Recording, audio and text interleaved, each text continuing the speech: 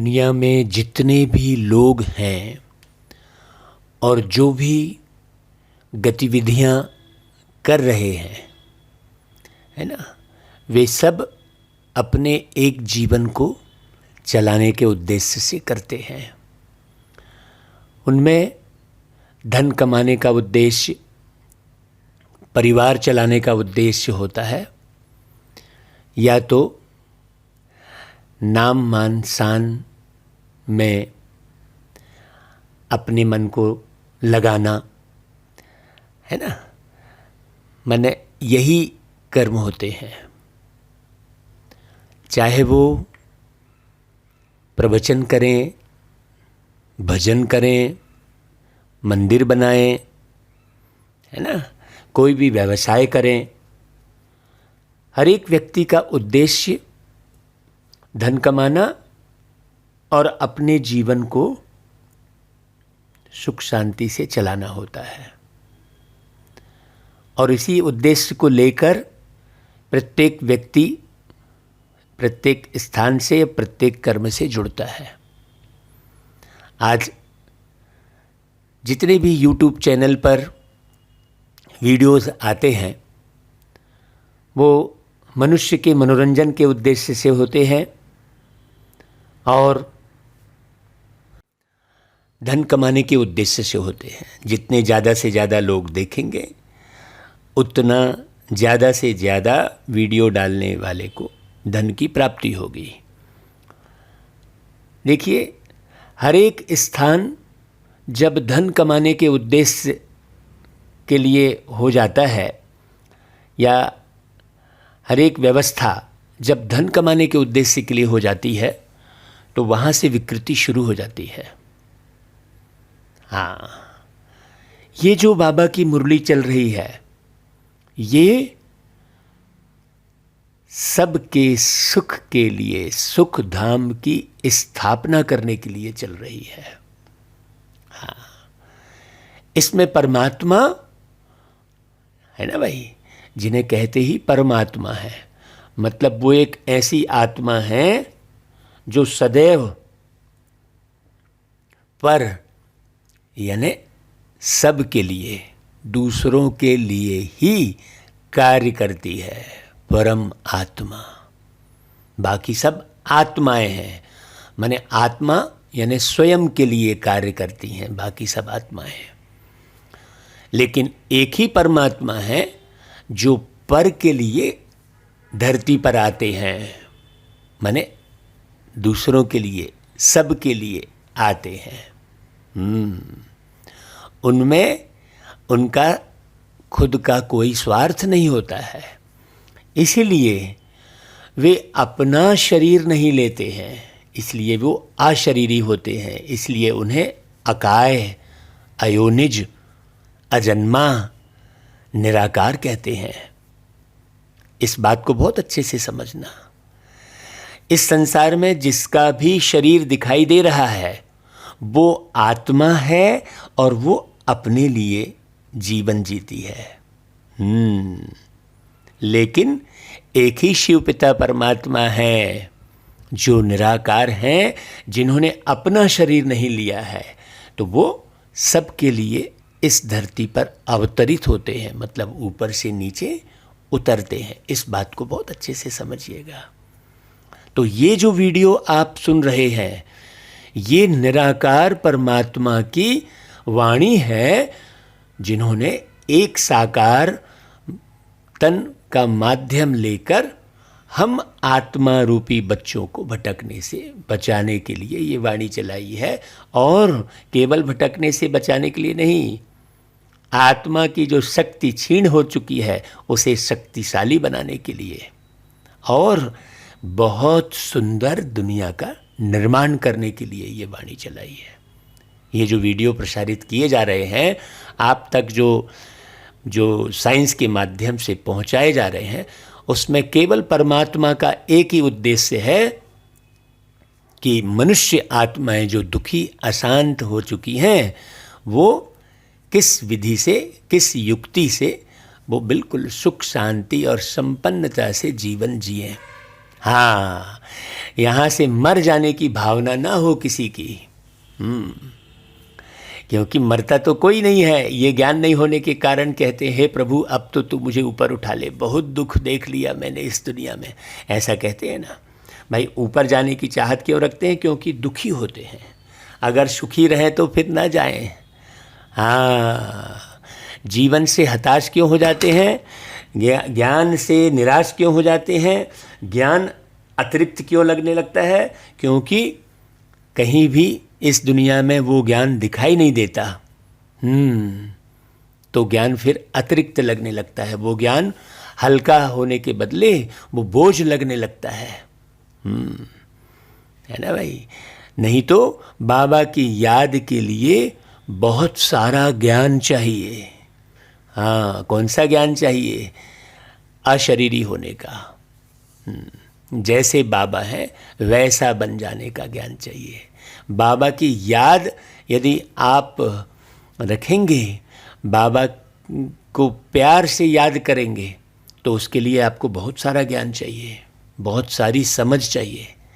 जब तक बहुत सारा ज्ञान सुनने की ताकत नहीं है, तब तक बाबा की याद नहीं ठहर सकती। और जब तक बाबा की याद नहीं ठहरेगी, तब तक कोई प्राप्ति नहीं हो सकती आपको। आप सुख शांति से रह नहीं सकते। क्यों?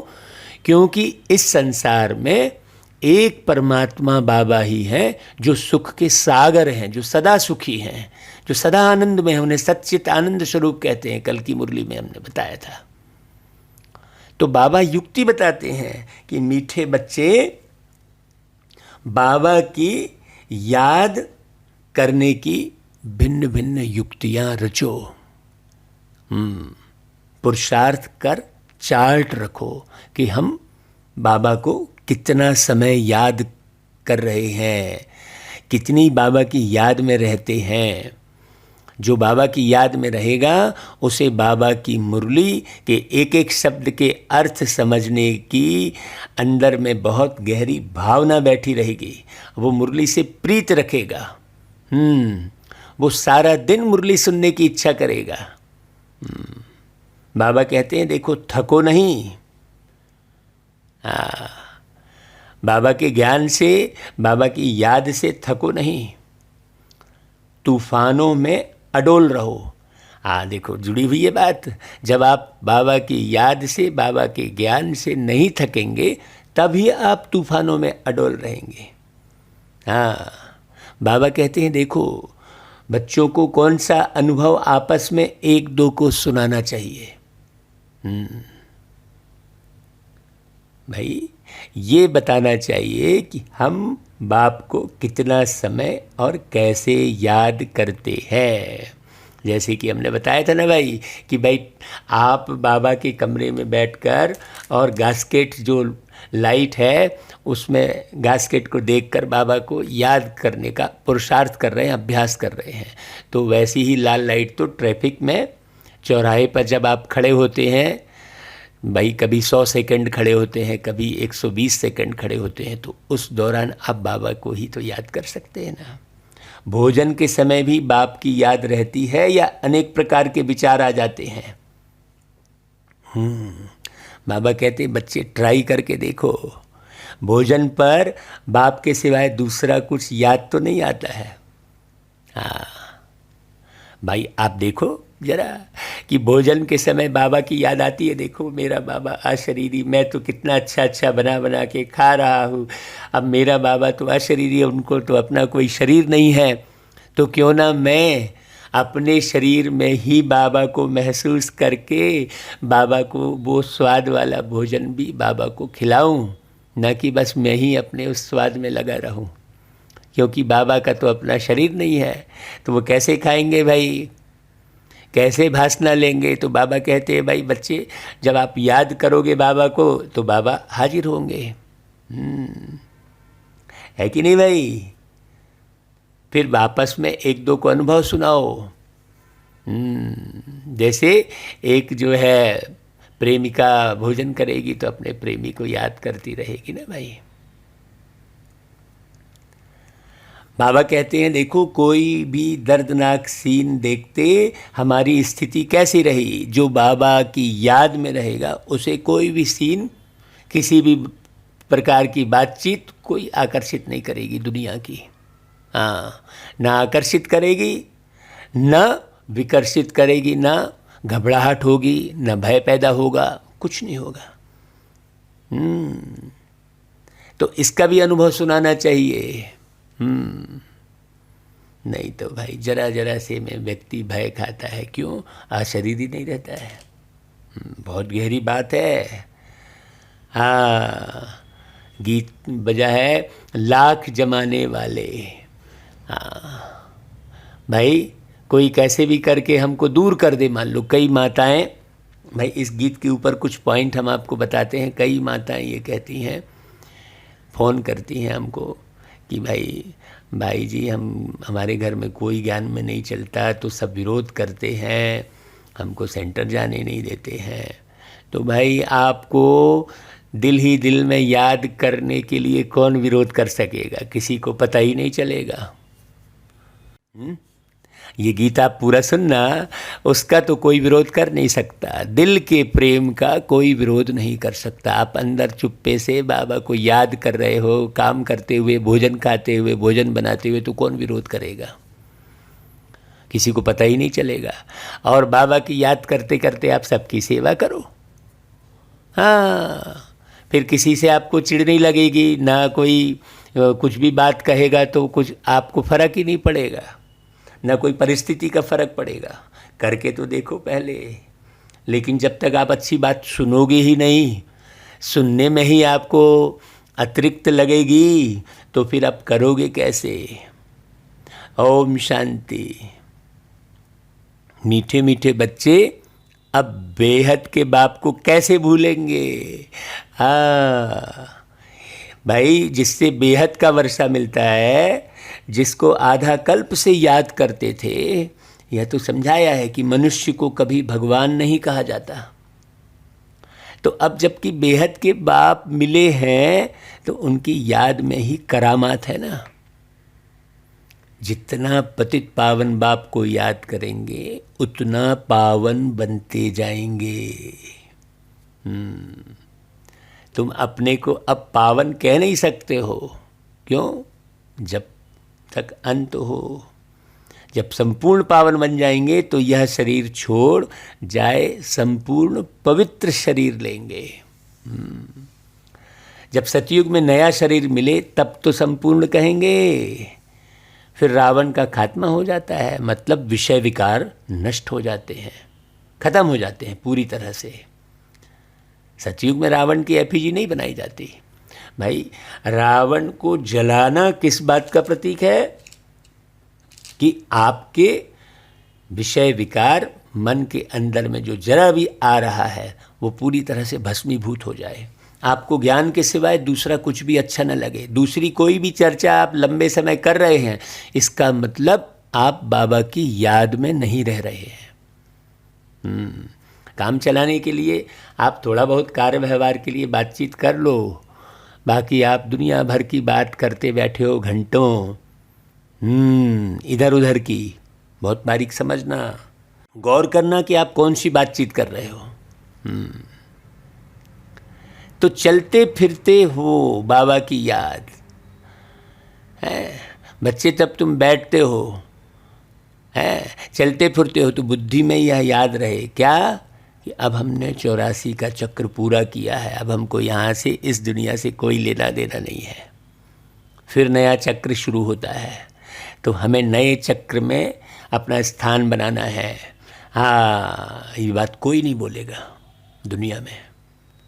बाबा कहते देखो, वह है ही नई पवित्र दुनिया, नया भारत, नई दिल्ली।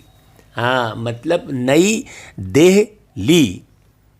ये पुरानी देह के चक्कर में मत पड़ो, इसको सजाओ रहे हो, इसको संवार रहे हो, नहीं, या इसकी बीमारी का चिंतन कर रहे हो, नहीं। नया भारत, नई देह ली। हाँ, नया शरीर लिया।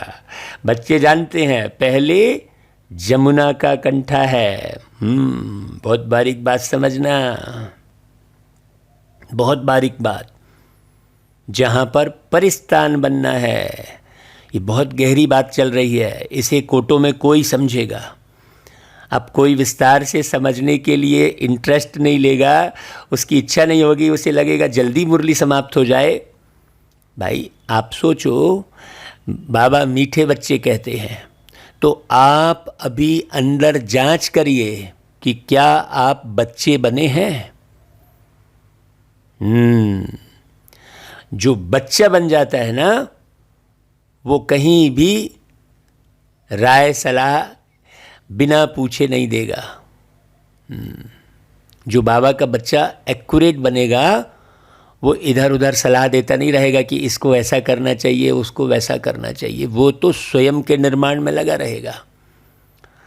स्कूल में एक्यूरेट पढ़ने वाला जो बच्चा होता है, वो केवल अपनी पढ़ाई की तरफ ध्यान देता है, स्वनिर्माण की तरफ ध्यान देता है कि भाई मुझे तो खूब अच्छा पढ़ के ये बनना है, दुनिया चाहे जैसी भी रहे, कोई मुझे चाहे कुछ भी बोले, है ना। वो इधर उधर ध्यान नहीं देगा कि किसको क्या करना चाहिए। तो बाबा की बहुत गहरी गहरी बातें होती हैं। बच्चों को बहुत अच्छी रीति समझाया जाता है। पहले पहले तो बाप को याद करो। अब बाबा जो है बार बार कहते हैं बाप को याद करो, तो कई ऐसे सोचते हैं कि यार बाप को कैसे याद करो। अरे भाई, आपको बाबा की याद के सिवाय कुछ अच्छा लगेगा ही नहीं, आप दूसरी बात कर ही नहीं सकते। बाबा की जो बात है वही करोगे, बाबा को जो पसंद है वही बात करोगे। जैसे बाबा सत्यम शिवम सुंदरम है, तो आप हमेशा सत्यता को ही स्पष्ट करते रहोगे कि सत्यता किसे कहेंगे, है ना भाई। शिवम अर्थात पवित्र, हाँ, शिवम अर्थात एवर प्योर। हाँ, शिव, शिव मतलब बिल्कुल किसी भी शब्द, किसी भी अंक में नहीं फंसने वाला शिव। बाबा ने मुरलियों में बीच में कहा था कि जब बिंदु लगाते हैं तो व्यापारी लोग शिव कहते हैं। हाँ, इसको ऐसा करना चाहिए, वैसा करना चाहिए, ये सब में नहीं रहेगा। वो पवित्रता को विशेष समझेगा, गहराई से समझेगा। तो भगवान बाप पढ़ाते हैं। अभी बात समझना, वही बाप टीचर गुरु हैं, यह भला याद रखो। अब देखो, दुनिया में भी जो बाप होता है वो बच्चे को किस प्रकार से पालता है और बच्चे की क्या चीज़ देखता है। बाप भी देखता है बच्चे की रिजल्ट, माने बच्चे का परिणाम। बाप को हमेशा बच्चे के परिणाम से मतलब होता है। कि भाई तू पढ़ तो रहे हो, है ना। बाबा घर का जो बाप है वो कहेगा तुम पढ़ तो रहे हो, लेकिन हम तुम्हारी रिजल्ट देखेंगे। दिखाई तो तुम बहुत लंबे समय पढ़ाई करते दिख रहे हो, लेकिन सच्चाई क्या है? सच्चाई तो रिजल्ट से पता चलेगी। टीचर भी अपने विद्यार्थी के रिजल्ट को ही देखता है, सतगुरु भी अपने शिष्य की रिजल्ट को ही देखता है। तो आप चार्ट रखो, बाबा ने कहा। इसका मतलब क्या हुआ? आप करके दिखाओ, कौन क्या कर रहा है, किसको क्या करना चाहिए। जो आत्मा इस चक्कर में पड़ेगी वो 84 के चक्र को नहीं समझ पाएगी और स्वयं का निर्माण नहीं कर पाएगी, है ना भाई। हाँ, तो बाबा टीचर, गुरु, बाप सब है, तो आप रिजल्ट की तरफ आगे बढ़ेंगे, अपने परिणाम को दिखाएंगे। हाँ, लीजिए बाबा, मैं 100 में 100 पास हो गया। तो बाप टीचर गुरु भी है। हाँ, तो आप बिल्कुल अथॉरिटी के साथ अपना अनुभव सुनाएंगे। इसलिए बाबा ने ऊपर में क्या कहा कि वो बच्चे अपना अनुभव सुनाएंगे कि किसी परिस्थिति में वो कैसे पास हुए, एक दो को बताएंगे। हाँ, है गहरी बात। तो बाबा ने यह भी समझाया था कि तुम बाजोली खेलते हो। वर्णों का चित्र भी बहुत जरूरी है। सबसे ऊपर है शिव बाबा, फिर चोटी ब्राह्मण। यह समझाने के लिए बाबा कहते हैं, अच्छा यह बुद्धि में रखो कि हम 84 जन्मों की बाजोली खेलते हैं। अब संगम है। बाबा तो भाई जास्ती समय नहीं रहते हैं, फिर भी 100 वर्ष तो लगते हैं। उथल पाथल पूरी हो, फिर राज्य शुरू हो जाता है। हाँ, अब सोचने की बात है, बाबा जास्ती समय नहीं रहते और बाबा की मुरली से ही आप जो है, आपको प्रेम नहीं है, वो आपको ज़्यादा लग रही है, तो बताओ भला फिर कैसे निर्माण होगा। सोचने की बात है। तो महाभारत लड़ाई तो वही है जिसमें अनेक धर्म विनाश और एक आदि सनातन देवी देवता धर्म की स्थापना हो रही है। ये बात तो किसी को नहीं मालूम। बाबा देखो क्या बोल रहे हैं, तुम्हारी कलाबाजी तो वंडरफुल है। कभी गौर किया अपनी कलाबाजी पर? तुमको पता है फकीर लोग कलाबाजी खेलते तीर्थों पर जाते हैं। मनुष्यों की श्रद्धा तो रहती है ना भाई, तो उन्हों को कुछ ना कुछ दे देते हैं। परवरिश उन्हों की होती रहती है, क्योंकि ऐसे मनुष्य अपने साथ क्या उठाएंगे। बाबा तो इन सब बातों के अनुभवी है ना, ब्रह्मा बाबा। तो शिव बाबा ने अनुभवी रख लिया है, क्योंकि बाबा ने गुरु भी किए। ब्रह्मा बाबा ने देखा भी बहुत कुछ, तीर्थ भी किए हैं। अब बाबा कहते हैं बाजोली तो याद कर सकते हो भाई। भाई हम अभी ब्राह्मण हैं, फिर देवता क्षत्रिय बनेंगे। हम ब्राह्मण कौन? हम आत्मा। आत्मा ब्राह्मण है ना, शरीर की बात नहीं है। शरीर की जाति भाई यहाँ जो भी आते हैं शरीर की जाति से सब अलग अलग है। बहुत सारे हिंदू भी हैं तो मुस्लिम भी हैं, सिख भी हैं, ईसाई भी हैं, बहुत सारे धर्म के हैं, बहुत सारे जाति के हैं। लेकिन ब्राह्मण किसको बनाना है? आत्मा को। फिर ब्राह्मण से देवता कौन बनेगी? आत्मा, देव आत्मा। देव आत्मा कहते हैं, मनुष्य आत्मा कहते हैं। बहुत बारीक बात समझना। तो यह सब है बात भारत की, ये सारी बात। हाँ, इसका भी अर्थ हमने पिछली मुरलियों में बताया। भारत की मतलब जो इस भार को बिल्कुल हल्का होकर उठाता है। बाप ने ऐसे समझाया है। और धर्म तो जैसे बाई प्लाट है। तो बाप ने तुमको ही 84 जन्मों की कहानी बताई है। सेंसिबल जो हैं वह हिसाब से समझ सकते हैं। इस्लामी आएंगे तो एवरेज कितने जन्म लेंगे, एक्यूरेट हिसाब की तो दरकार ही नहीं है। बहुत ज़्यादा इसमें पढ़ना भी नहीं चाहिए। बाबा कहता है इन बातों में तो कोई फिक्रात की बात ही नहीं है। सबसे जास्ती फिक्र यह रहती है कि हम बाबा को याद करते रहें, बस एक ही फिक्र है। हाँ, बाबा को याद करने का। हाँ, केवल एक को याद करने का। क्यों? क्योंकि घड़ी घड़ी माया और दूसरे दूसरे फिक्रात में डाल देती है। इसमें माया फिक्र में बहुत डालती है। हाँ, बच्चों को याद करना ही चाहिए। अब हमको घर जाना है। हो गई है शाम, चलो लौट चले घर। तो भाई कौन से घर की बात है? हम एक जगह गीत गा रहे थे, तो सुबह का समय था। तब उन्होंने कहा कि भैया ये शाम का गीत क्यों गा रहे हो? फिर हमने उन्हें समझाया, क्योंकि जब हम ऐसे गीत गाए तो उनके अंदर प्रश्न उठा तो समझाने का अवसर मिला भाई। उन्होंने कहा भाई सुबह के समय आप शाम का गीत कैसे गा रहे? तो हमने फिर उन्हें बेहद की शाम का परिचय दिया। तो बहुत अच्छा लगा सबको। ऐसे सेवा शुरू हो गई बढ़िया। तो सेवा की भी युक्ति, बाबा की याद की भी युक्ति,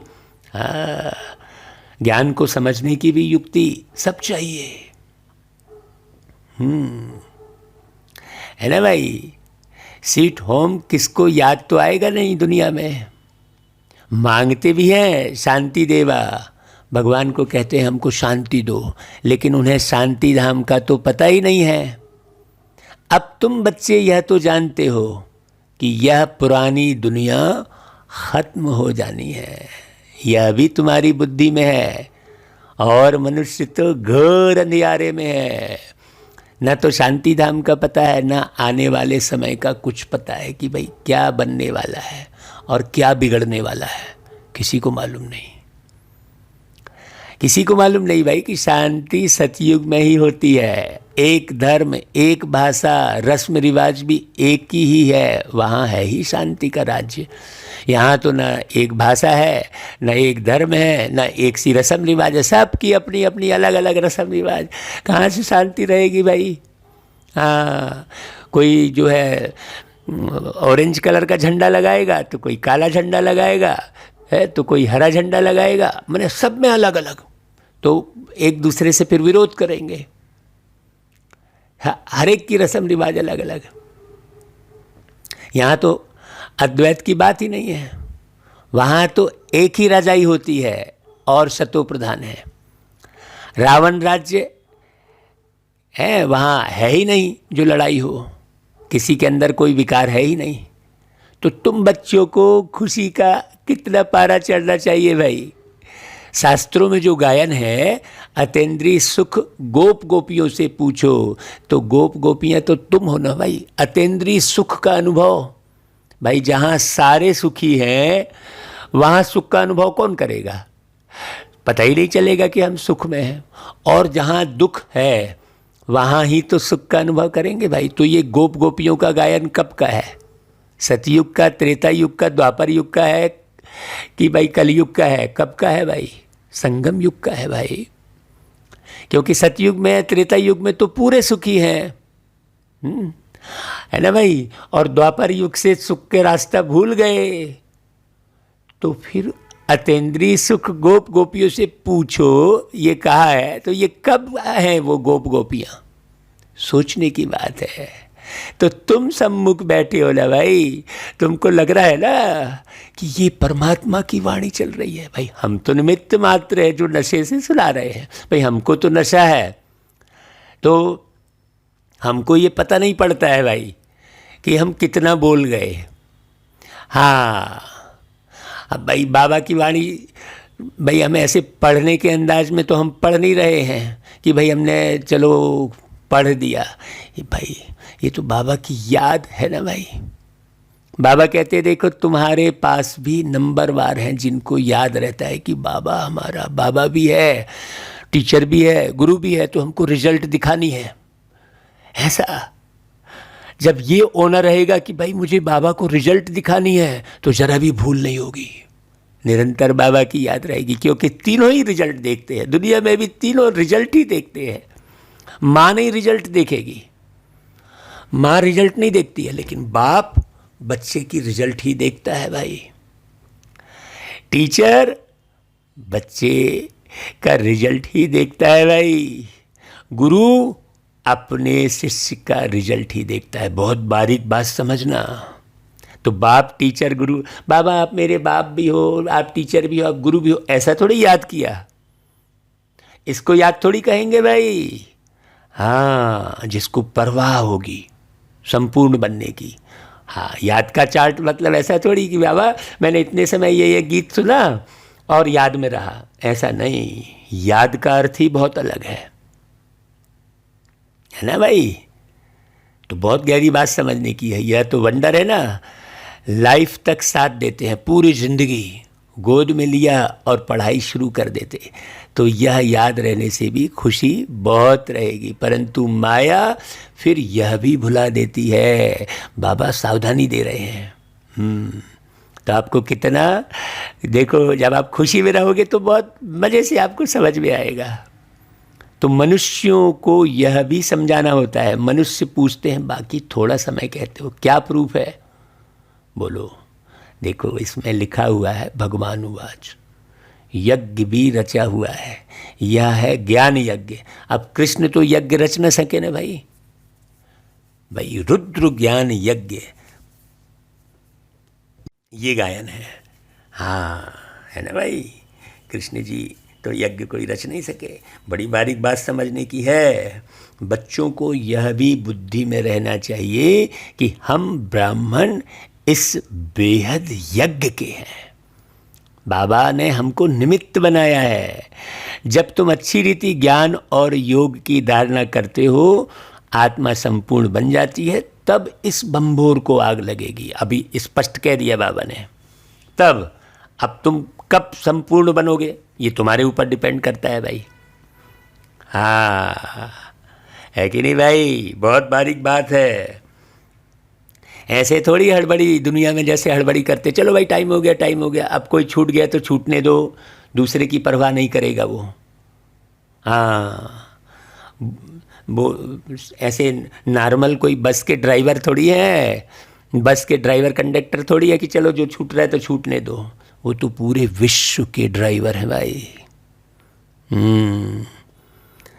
तो वो बहुत बारीकी से देख समझ के कार्य करेंगे। ऐसे थोड़ी कि आपने बोल दिया कि बाबा विनाश कब होगा तो उन्होंने विनाश कर दिया।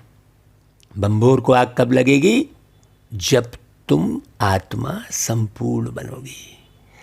हाँ, हो सकता है भाई तुम जो रोज मुरली सुन रहे हो तुम्हारे कारण विनाश रुका हुआ हो। पूछो अपने आप से, कितना समय बाबा को याद करते हो? मनुष्यों को ही पता होता है ना कि यह बेहद का कर्म क्षेत्र है जहाँ सभी आकर खेल करते हैं। अभी किसी जानवर को थोड़ी पता लगेगा। मनुष्यों को ही तो पता लगता है ना भाई। बाबा कहते हैं देखो, बनी बनाई बन रही। बाप कहते बच्चे चिंता उनकी की जाए जो अनहोनी हो। हाँ, हो गया सो ड्रामा में था, फिर उनका चिंतन काहे का करें भाई। हाँ, हम ड्रामा को देखते हैं। ड्रामा में जब कोई ऐसा दर्दनाक सीन होता है तो मनुष्य देखकर रोते हैं और हम ड्रामा समझ उसके छोड़ देते हैं। अब वह तो हुआ झूठा ड्रामा और यह है सच्चा ड्रामा। सच सच करते हैं, परंतु तुमको कोई दुख के आंसू नहीं आने चाहिए। साक्षी होकर तुमको देखना है। बाबा पक्का करेंगे तब ना विनाश करेंगे भाई। आप पक्का ही नहीं हुए हो और आप मूंझ जाओगे तो इतनी सारी पढ़ाई का तो कोई सार नहीं निकलेगा ना भाई। तो तुम अच्छे से जानते हो यह ड्रामा है, तो कहीं भी आपको रोने की दरकार ही नहीं है ना भाई। पास्ट इज पास्ट, कब विचार भी नहीं करना चाहिए। लेकिन प्रत्येक मनुष्य आत्मा बीती हुई बात का ही विचार करती रहती है। बाबा कहते हैं देखो, तुम आगे बढ़ते बाप को याद करते रहो और सबको रास्ता बताते रहो। बाबा तो राय देते रहते हैं। त्रिमूर्ति के चित्र तुम्हारे पास बहुत है, क्लियर लिखा हुआ है। वह शिव बाबा और यह वर्षा। वर्षा कौन सा? लक्ष्मी नारायण का। तुम बच्चों को यह चित्र देखने से बहुत खुशी होनी चाहिए। बाबा से हमको विष्णुपुरी का वर्षा मिलता है। अब सुदामा को तो पता ही नहीं था, लेकिन सुशीला को पता था। ये कहानी बनाई है और वहाँ कृष्ण जी डाल दिए हैं। बात बड़ी समझने की है। बात बहुत समझने की है। कथा के अर्थ को, एक एक पात्र के शब्द के अर्थ को बाबा की मुरली से पूरा समझ में आता है। हाँ, जो बच्चा समझेगा वो एकदम मस्ती में, मौलाई मस्ती में, याद की मस्ती में सदा रहेगा। भाई पुरानी दुनिया तो खत्म होनी है। बाबा कहता है बस यह चित्र सामने रख दो, इसमें खर्चा तो कुछ भी नहीं है। झाड़ भी बहुत अच्छा है। रोज़ सवेरे उठकर विचार सागर मंथन करो। बाबा कहते देखो, अपना टीचर आप ही बनकर पढ़ो। बुद्धि तो सबको है ना भाई। चित्र अपने घर में रख दो, हर एक चित्र में फर्स्ट क्लास ज्ञान है। कहते हैं विनाश होगा तो तुम्हारी बाप के साथ प्रीत है ना। कहते भी हैं सतगुरु मिला दलाल के रूप में, तो तुम्हें कितनी अच्छी अच्छी बातें समझने समझाने के लिए मिली हैं। अब इसे और भी समझो भाई। बाबा ने निमित्त बनाया, समझा रहा है बाबा। जिसको बाबा की याद रहेगी तो वो जरा भी मुझेगा नहीं। हाँ, क्यों? बाबा सुनवा रहा है, बाबा करा रहा है, बाबा कहलवा रहा है भाई। हमको थोड़ी पता लगता है कुछ भी। हम तो फिर मुरली रिकॉर्ड करके फिर सुनते हैं, तब मालूम पड़ता है अरे बाबा ऐसा बाबा ने किया, ऐसा बाबा बोला क्या? हम तो नशे में रह के भैया मुरली सुनाते हैं और पूरे समय फिर मुरली के ही गुणान में रहते हैं, तो माया की कोई मजाल नहीं कि वो किसी भी रूप में आ जाए। फिर भी बाबा सावधानी देते हैं, देखो माया का पंप बहुत है। 100 वर्ष पहले देखो यह बिजली गैस आदि थोड़ी ही थी। आगे वाइसराय आदि 4 घोड़े की 8 घोड़े की गाड़ी में आते थे, आगे साहूकार लोग गाड़ी में चढ़ते थे। अब तो विमान आदि निकल पड़े हैं, आगे यह कुछ नहीं था। हाँ, 100 वर्ष के अंदर यह क्या हो गया है? मनुष्य समझते हैं कि यही स्वर्ग है। कल एक पेन चलाते चलाते एक उदाहरण बहुत अच्छा आया था बुद्धि में, देखो बाबा की वाणी भी वैसी ही चल गई। खूब अच्छे से चल रहा था और थोड़ी देर बाद बंद हो गया वो पेन। मैंने कहा इतना अच्छा चल रहा है, फिर बाद में देखा रे वो आखिरी बची थी स्याही, तो ज़्यादा अच्छा चल रहा था, वो गाढ़ा गाढ़ा चल रहा था वो पेन और सुंदर लिखा रहा था, लेकिन थोड़ी ही देर में ख़त्म हो गया, फिर लिखना ही बंद हो गया। फिर खूब देखते रहे, अरे तो स्याही ख़त्म हो गई। तो जब स्याही ख़त्म होनी होती है ना, तो वो पेन बहुत सुंदर राइटिंग करवाएगा, अच्छी गाढ़ी गाढ़ी लेखनी आएगी। ऐसा ही तो है। तो आप जो माया का पंप देख रहे हो, समझने की बात है भाई। हाँ, है ना भाई। जैसे दिए का तेल ख़त्म होने को होता है ना, तो बहुत तेज रोशनी करता है वो। तो 100 वर्ष के अंदर देखो क्या हो गया। अब तुम बच्चे जानते हो भाई, स्वर्ग तो स्वर्ग है, यह सब पाई पैसे की चीज़ है, इनको आर्टिफिशियल पंप कहा जाता है जितना आप तुम देख रहे हो। अब तुम बच्चों को यही एक फुरना चाहिए कि हम बाप को याद करें, जिसमें ही माया विघ्न डालती है।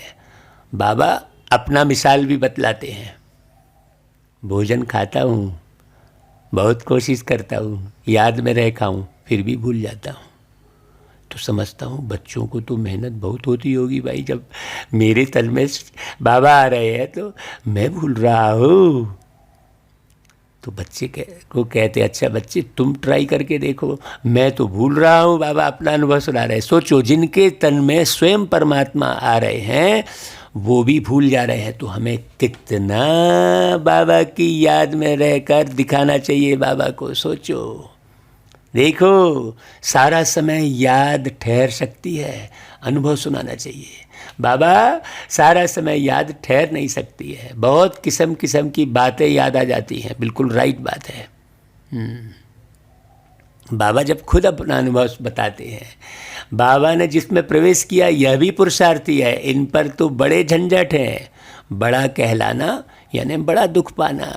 हाँ, हेड बनना माने ढेर हेडेक होना। कितने समाचार आते हैं, विकारों के कारण कितना मारते हैं, घर से निकाल देते हैं। बच्चियां कहती हैं मैं ईश्वर की शरण में आई हूँ, कितने विघ्न पड़ते हैं, कोई के पास शांति नहीं है। तुम बच्चों को खातरी है, अभी पुरुषार्थ कर श्रीमत पर चल, शांति में रहते हो। देखो हमने क्या नहीं पा लिया है। सोचो, बाबा के जो कुमार बच्चे हैं उनको तो बहुत नशा रहना चाहिए, ये भाई सब झंझट से मुक्त हो गए। हाँ, और जो अदर कुमार हैं उनको और ज़्यादा नशे में रहना चाहिए भाई, अदर कुमारों को। हाँ भाई, अदर कुमार माने वो भी तो आखिर ब्रह्मा ही कुमार कहलाते हैं, तो कितना नशे में रहना चाहिए। हाँ, बाबा मिला, बाकी तो माताएं जो हैं बेचारी, उनको तो भाई पुरुष तो खूब दबा के रखते हैं। हाँ, बहुत कष्ट होता है।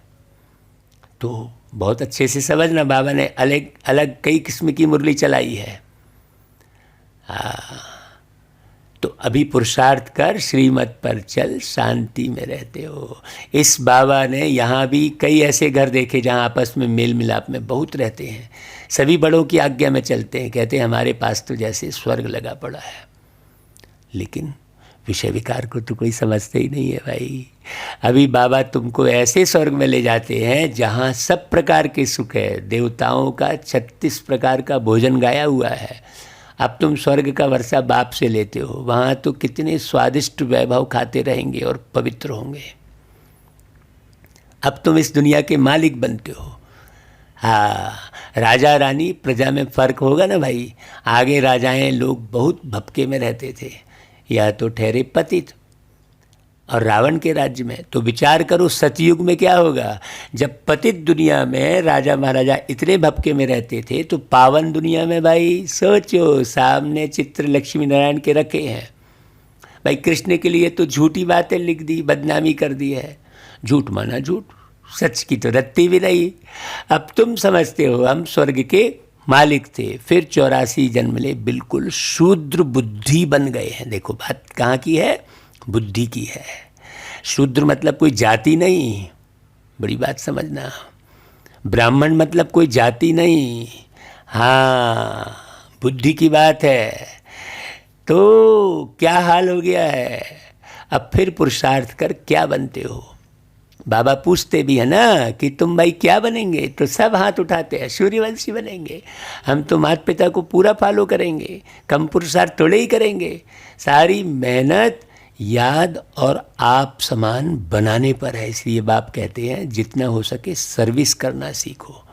हाँ ऐसे थोड़ी झूठा ही नशा ले लिया भाई। यदि आप लक्ष्मी नारायण बनेंगे बोल रहे हो, तो प्रजा भी तो बनाएंगे ना भाई। लक्ष्मी नारायण तो महाराजा हैं, तो केवल प्रजा नहीं बनाएंगे, राजा भी बनाएंगे ना। राजा बनाएंगे तब तो प्रजा महाराजा बनेंगे, प्रजा बनाएंगे तो राजा बनेंगे। तो आप समान बनाएंगे ना भाई। बस कहने बस से थोड़ी हो जाएगा हाथ उठाने से। सर्विस करो, है बहुत सहज। यह शिव बाबा या विष्णुपुरी लक्ष्मी नारायण का राज्य होगा। यह तो बहुत अनुभवी है, सीढ़ी पर तुम बहुत अच्छे से समझा सकते हो। तुम बच्चों को देखो, या झाड़ चक्र देखने से ही बुद्धि में सारा ज्ञान आ जाना चाहिए। कैसे समझाएं वाली बात ही नहीं है।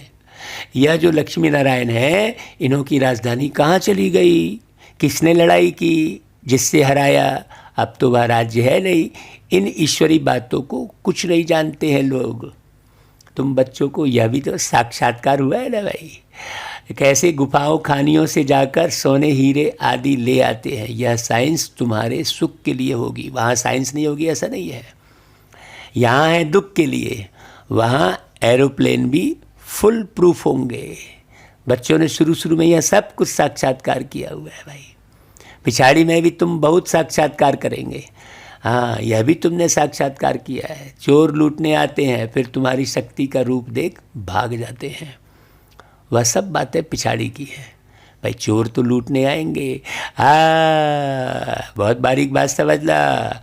चोर लूटने आएंगे भाई। जो जितना ज़्यादा ज्ञान धन उठाएगा, जितना बाबा की याद में रहेगा, उतना ही माया उसको अलग अलग रीति से माया तंग करती है। हम आपको कितना अनुभव सुनाए भाई, आपके पास तो टाइम ही नहीं है। फिर कहोगे भाई मुरली लंबी हो गई। हाँ माया के पॉम्प किस प्रकार से आते हैं ये भी समझने की ज़रूरत है ना। चोर के कई रास्ते होते हैं, अलग अलग विधि से चोरी करता है भाई वो। देखो नई नई टेक्निक अपनाते हैं कि नहीं। हाँ आपके अकाउंट से पूरा पैसा चला जाएगा, आपको पता ही नहीं चलेगा। तो कितनी सावधानी बरतनी चाहिए। तुम बाप की याद में खड़े होंगे तो वह एकदम भाग जाएंगे। हाँ बहुत बारीक बात समझने की है कि बाप की याद कहेंगे किसे। अब बाप कहते बच्चे खूब पुरुषार्थ करो, मुख्य बात है ही पवित्रता की। अब पवित्रता पर समझो अच्छे से, तब तो पवित्र रह पाओगे। एक जन्म पवित्र बनना है भाई। मौत तो सामने खड़ा है ना। कुदरती आपदाएं बहुत कड़ी आएंगी जिसमें सब खत्म हो जाएं। शिव बाबा इन द्वारा समझाते हैं भाई। ये आत्मा भी सुन रही है ना, जिनके तन में बाबा बैठे हैं उनमें भी तो एक आत्मा है ना। तो यह बाबा सब बतलाते हैं। शिव बाबा को तो अनुभव नहीं है भाई नीचे दुनिया का, तो ब्रह्मा बाबा का अनुभव भी चाहिए ना। है ना भाई। अब आपका भी अनुभव चाहिए शिव बाबा को। हाँ शिव बाबा ने अपने अनुभव से सुनाया। और भाई देखो अभी के वर्तमान समय के अनुभव के आधार पर मुरली सुनेंगे तब न समझ में आएगी। है गहरी बात, क्योंकि वर्तमान के अनुभव कुछ और अलग है। जब ब्रह्मा बाबा आए थे उस समय ये सब तो नहीं था, अभी तो और माया का पाप खूब बड़ा हुआ है। तो बच्चों को अनुभव होता है माया के तूफान कैसे आते हैं। शिव बाबा को थोड़ी माया के तूफान का अनुभव है। हाँ तो ब्रह्मा बाबा पहले नंबर में है तो इनको सारा अनुभव होगा भाई। बाकी तो शिव बाबा का तो पता ही नहीं था भाई। तो इसमें डरना नहीं है, अडोल रहना है। बाप की याद में रहने से ही शक्ति मिलती है। कोई बच्चे देखो चार्ट लिखते हैं तो फिर चलते चलते बंद कर देते हैं लिखना। बाबा समझ जाते हैं थक गया है भाई। पारलौकिक बाप जिससे इतना बड़ा वर्षा मिलता है, ऐसे बाप को कभी पत्र भी नहीं लिखते हैं भाई। देखो हमको तो खुशी होती है कि बाबा की याद में पत्र तो क्या, इतनी डायरियां भर गई। उन डायरियों को जब हम पुनः उठाकर देखते हैं तो कितनी बाबा की याद आती है, आंसू आते हैं भाई। हाँ, अभी तो देखो यूट्यूब पर रिकॉर्ड कर रहे हैं, उस रिकॉर्डिंग को हम पुनः सुनते हैं तो खूब याद आती है, बाबा क्या क्या कहलवा दिए भाई आप हमसे। बाबा कहते हैं याद ही नहीं करते। अब एक छोटा सा कमेंट करने में जो है कोताही बरतते हैं। सोचो 2 लाइन का कमेंट करना भाई। मुरली सुना तो कमेंट भी कर सकते हो ना भाई, सुन रहे हो तो बोल सकते हो बीच में। ऐसा थोड़ी है कि नहीं सरलग भाई एक मुरली सुनाएगा और हम चुपचाप सुनेंगे, बस रुक रुक के सुनो भाई, समय दो। मुरली सुनने में हम तो कहेंगे एक ही बार में आप 2-2 घंटे का समय दो। ऐसे थको मत, बाबा ने कहा भाई। जो बाबा इतने बड़े स्वर्ग की बादशाही दे रहा है उनको कितना याद करना चाहिए। शिव बाबा हम आपको बहुत याद करते हैं बाबा, आपकी याद बिगैर हम भला कैसे रह सकते हैं भाई। जिस बाप से विश्व की बादशाही मिलती है ऐसे बाप को कैसे भूलेंगे। एक कार्ड लिखा वह भी तो याद किया ना। लौकिक बाप भी बच्चों को चिट्ठी लिखते हैं, नूरे रत्न। स्त्री जो है पति को कैसे चिट्ठी लिखती है, यहाँ तो दोनों संबंध है ना। हाँ, पति परमेश्वर, वही परमेश्वर हम आत्माओं का पति है। यह भी याद करने की युक्ति है। कितना मीठा बाबा है भाई। हमसे क्या मांगते हैं बाबा? बाबा तो कुछ भी नहीं मांगते ना, वह तो दाता है, देने वाले है ना। हाँ, और भाई बाकी तो दुनिया में जितनी आत्मा है लेने वाले हैं। हाँ, बाबा लेने वाला नहीं है। कहते हैं स्वीट चिल्ड्रन, मैं आया हूँ भारत को खुशबूदार बगीचा बनाकर जाता हूँ। देखो बाबा की कैसी याद आनी चाहिए। ओ मीठा बाबा, ओ मीठा प्यारा बाबा, तू है जग से न्यारा, लगता तू हमको है जान से भी प्यारा।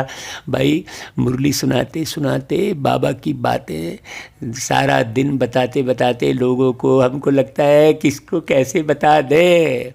दुकान में कोई मिलता है तो कैसे बाबा के बारे में बता दे इसको, कैसे इसको बाबा का परिचय हो जाए, ऐसे गला घुट जाता है। सारा दिन बाबा सेवा कराते हैं। आत्मा एकदम अंदर से चुप हो गई है। हाँ, बिल्कुल चुप हो गई है आत्मा।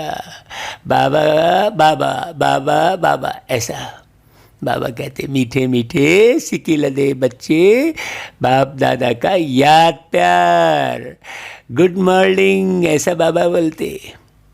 हाँ, बाबा कहते रूहानी बाप की रूहानी बच्चों को नमस्ते। तो हम रूहानी बच्चे भी क्या बोलते, ओ मेरे रूहानी बाबा। हम रूहानी बच्चों की रूहानी याद प्यार और नमस्ते। हाँ भाई, अभी सार उठा लो। आप पूरा विस्तार से नहीं सुनते, कई बच्चे जो है सार उठाते हैं। हाँ, बहुत से बच्चे जो है थोड़े रूप में पढ़ के पास हो जाते हैं। तो सार सुन लो भाई। सूर्यवंशी बनने के लिए माता पिता को पूरा पूरा फॉलो करना है। हाँ, तो पूरा पूरा याद में रहेंगे तभी तो फॉलो कर पाएंगे भाई। याद ही नहीं रहेगी तो क्या फॉलो करेंगे। तो याद में रहने की और आप समान बनाने की मेहनत करनी है। हाँ, दूसरी पॉइंट, पुरुषार्थ कर श्रीमत पर चल, शांत रहना है। हाँ, ये शांति की बात अलग है बिल्कुल, अंदर एकदम शांति। हाँ, बिल्कुल सच्चाई, पवित्रता, ईमानदारी, यही शांति है। और रूहानी प्रेम, शांति किसे कहेंगे भाई? बहुत बारीक बात है। तो बड़ों की आज्ञा माननी है। हाँ भाई, अपने से बड़ों को ऐसा नहीं कि आपने थोड़े समय ज्ञान में चले और राय सलाह देने लग गए। नहीं, अपने से बड़ों को बिल्कुल भी आपको राय सलाह नहीं, पहले संपन्न बनने की तरफ आगे बढ़ो। बहुत से बच्चे ये भूल करते हैं, तो ये भूल नहीं करना। अच्छा भाई, वरदान, स्वयं को सेवाधारी समझकर झुकने और सर्व को झुकाने वाले, निमित्त और नम्र चित्त भव। भाई, निमित्त उसे कहा जाता जो अपने हर संकल्प व हर कर्म को बाप के आगे अर्पण कर देता है। निमित्त बनना अर्थात अर्पण होना, और नम्र चित्त वह है जो झुकता है। जितना संस्कारों में, संकल्पों में झुकेंगे, उतना विश्व आपके आगे झुकेगी। हाँ, ठसन नहीं मारना है। झुकना अर्थात झुकाना। यह संकल्प भी ना हो कि दूसरे भी हमारे आगे कुछ तो झुके। नहीं, जो बच्चे सेवाधारी होते हैं वह सदैव झुकते हैं। हाँ, कभी अपना रोब नहीं दिखाते। बहुत बारीक बात समझना, क्या करना है। अच्छा भाई, स्लोगन, अब समस्या स्वरूप नहीं, समाधान स्वरूप बनो। हाँ, तो ऐसी कोई बात मत बोलो जिसे बहुत लंबा समझाना पड़े। कभी भी ऐसी कोई बात ना सोचो, ना बोलो जिससे टाइम वेस्ट हो। नहीं, हाँ, बहुत अच्छे से समझना। मुरली को जब एक एक पॉइंट आप गहरे से समझोगे, तभी आप समाधान स्वरूप बनोगे, है ना भाई? अच्छा भाई, ओम शांति।